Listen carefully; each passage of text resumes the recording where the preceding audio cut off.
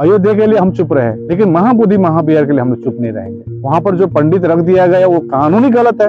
बौद्धों को स्थल में अन्य धर्म क्यों रहेंगे वहाँ पर? और वो सबको बोल रहा है यहाँ पर शिवलिंग है, शिवलिंग है। वहाँ पे कुछ पंडा लोग, ब्राह्मण लोग घंटी बजा के बुद्ध की पूजा करते हैं। बुद्ध जो है पूरे दुनिया के जैसे शांति का संदेश दिया है और उसको वहाँ अतिक्रमण करके रखे हैं। वहाँ दिन रात जैसे शोरगुल होते रहता है।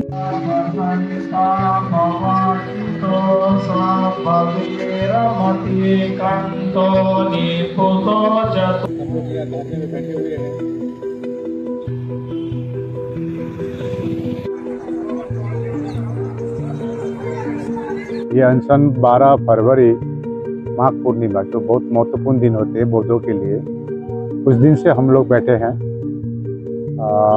17 दिन तक अनशन में रहे कि बीटी एक्ट 1949 को पूरी तरह से निरस्त किया जाए। तो हमारा एक ही कहना है, महाबोधि महाविहार इसमें कमेटी में पूरी बौद्ध होना चाहिए और वहाँ जो पद्धति से पूजा पाठ होगी वो बौद्धों को इस तरीके से हो। यही हमारी मुख्य मांग है।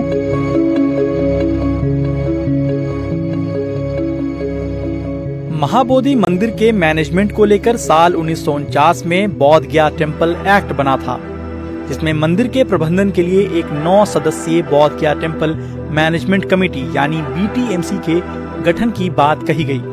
एक्ट के मुताबिक कमेटी में 4 हिंदू और 4 बौद्ध सदस्य होते हैं। वहीं जिले का DM कमेटी का एक्स ऑफिशियो प्रेसिडेंट होता है।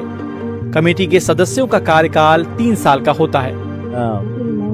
हिंदू बुद्धिस्ट नाम से वो एक्ट में जो मेजॉरिटी है वो सब हिंदुओं के नाम पे रखी हुई है। पूरा स्टाफ हिंदू है, तो कोई भी न्याय की बात जो है किया जा रहा है। जो भी स्थान होता है, चाहे मुस्लिम का हो, चाहे क्रिश्चियन का हो, चाहे सिख का हो, उसी धर्म के लोग मैनेजमेंट में होते हैं। कि ये जो कानून जब बना था 1949 में, उस परिस्थिति में बना होगा। ऐतिहासिक भूल होती है, हो सकती है, और भूल से सुधार भी हो सकती है।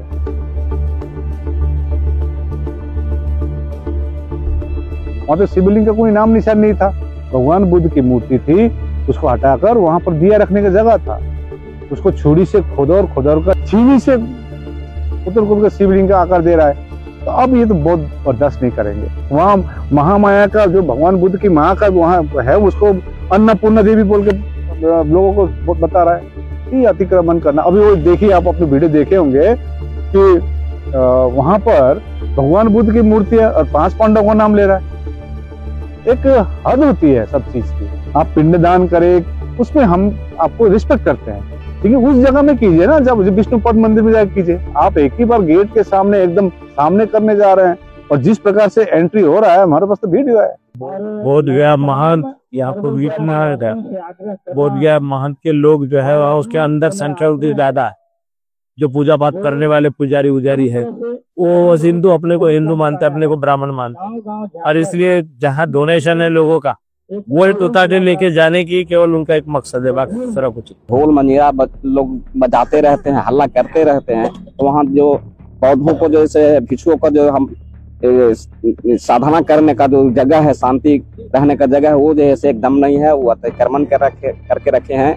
इसलिए हम लोग चाहते हैं कि उनका जो कानून बना हुआ है, काला कानून BT एक्ट 1949, उसको रद्द होना चाहिए और पौधों को जैसे सौंपना चाहिए।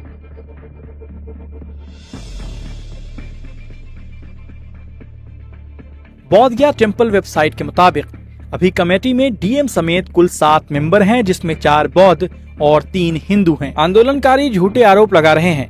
कमेटी में हम हिंदू अल्पमत में हैं। BTMC में 4 हिंदू और 4 बौद्ध होने चाहिए, लेकिन अभी 2 ही हिंदू हैं, जबकि सेक्रेटरी समेत कुल 4 बौद्ध हैं। ये पहली बार ऐसा हुआ है जब कमेटी में बौद्धों का बहुमत है। जो भी वहाँ शिवलिंग या हिंदू देवता की मूर्ति है, सब हजारों साल पहले की है।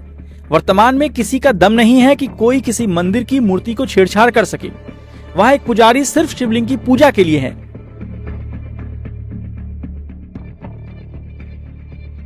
तो भारत की धरती को बौद्धों की धरती बोला जाता है, और उसी देश में हमारी बात नहीं सुनी जा रही है। महात्मा गांधी ने 1922 में कहा कि पहले भारत को आजाद होने दो, तो ये बौद्धों का स्थल है, बौद्धों को दिया जाएगा। फिर अंततः 1949 में एक कानून बनती है। बीच में भी आंदोलन हुई थी 1992 में बनते सुरेश देसाई की अगुवाई में। 1995 में बोध गया में 85 दिनों तक चले प्रदर्शन के बाद तत्कालीन मुख्यमंत्री लालू प्रसाद यादव ने आंदोलनकारियों को बोध गया टेम्पल मैनेजमेंट कमेटी में शामिल कर आंदोलन को शांत कराया था। तब उन्होंने आंदोलनकारियों से कहा था कि सिस्टम के अंदर रहकर अपनी मांगों को पूरा करिए।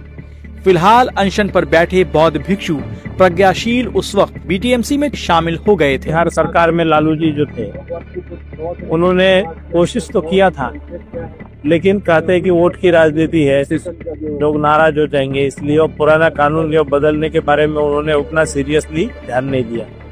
नीतीश कुमार जी से भी 2004 में हम लोग मिले थे, तो उन्होंने कहा था कि ये तो हमारी सरकार स्वतंत्र नहीं है, केंद्र के साथ में है, इसलिए बौद्धों का तो है तो बौद्धों को तो मिलना चाहिए, लेकिन वो भी वोट की राजनीति के हिसाब से सत्ता के पक्ष में देखते हैं। हमको भी मालूम 1949 का एक्ट अभी चेंज इतने आसानी से चेंज नहीं होगी, टाइम लगेगी, लेकिन लिखित आश्वासन मिल सकती है सरकार की तरफ से। जब तक सरकार लिखित आश्वासन नहीं देगी हम बैठेंगे नहीं।